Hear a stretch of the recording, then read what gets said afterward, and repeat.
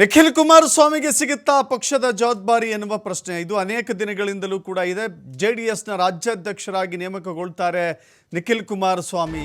ಸತತ 3 ಚುನಾವಣೆಗಳಲ್ಲಿ ಸೋಲನ್ನು ಅನುಭವಿಸಿದ ಬಳಿಕ ಪಕ್ಷದ ಸಂಘಟನೆಯ ಜವಾಬ್ದಾರಿಯನ್ನು ನಿಖಿಲ್ ಕುಮಾರಸ್ವಾಮಿ ಹೆಗಲಿಗೆ ಹಾಕಲಾಗುತ್ತೆ ಎನ್ನುವ ವಿಚಾರ.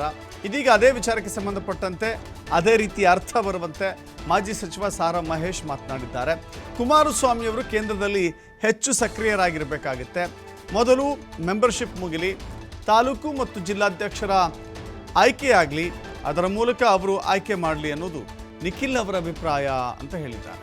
ಜವಾಬ್ದಾರಿ ನೀಡುವ ಬಗ್ಗೆ ಮಾಜಿ ಸಚಿವ ಸಾರಾ ಮಹೇಶ್ ಈ ರೀತಿ ಪ್ರತಿಕ್ರಿಯೆ ಕೊಟ್ಟಿದ್ದಾರೆ. ಅಲ್ಲಿಗೆ ನಿಖಿಲ್ ಕುಮಾರಸ್ವಾಮಿ ರಾಜ್ಯಾಧ್ಯಕ್ಷರಾಗುವ ಮೂಲಕ ಹೊಸ ಹೊಣೆಗಾರಿಕೆಯನ್ನು ಹೊರಲಿಕ್ಕೆ ಸಿದ್ಧರಾಗಿದ್ದಾರೆ ಎನ್ನುವುದು ಈ ಮಾತುಗಳ ಮೂಲಕ ವ್ಯಕ್ತವಾಗ್ತಾ ಇದೆ.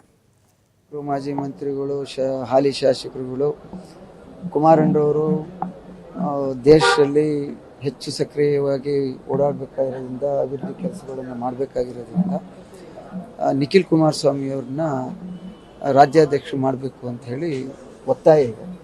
ಬಟ್ ನಿಖಿಲ್ ಅವರು ಮತ್ತು ಕುಮಾರಣ್ಣರವರು ಮೆಂಬರ್ಶಿಪ್ ಮುಗಿಲಿ, ಈ ಸಾರಿ ನೇಮಕ ಬೇಡ.